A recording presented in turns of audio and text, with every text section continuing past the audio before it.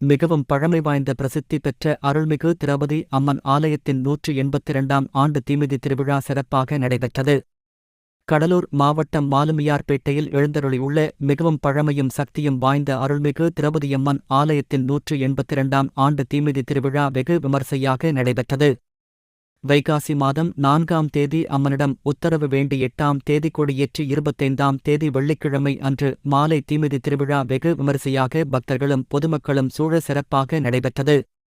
அறங்காவலர்கள் ரமேஷ், அரங்கநாதன், ராசன் அவர்கள் முன்னிலையில் தலைவர் லோகநாதன், துணைத் தலைவர் பாபு, செயலாளர் அருள்செல்வன், துணை செயலாளர் சுரேஷ், பொருளாளர் குமார் மற்றும் ஆலோசகர்கள் எழிலரசன், புஷ்பராஜ் ஆகியோர் தீக்குண்டத்தை சுற்றி வந்து தீ மிதிக்க அவர்களைத் தொடர்ந்து 100க்கும் மேற்பட்ட பக்தர்கள் கையில் காப்பு கட்டி விரதம் இருந்து கோய்ந்தா கோய்ந்தா என்ற முழக்கத்துடன் தீமிதித்தனர்.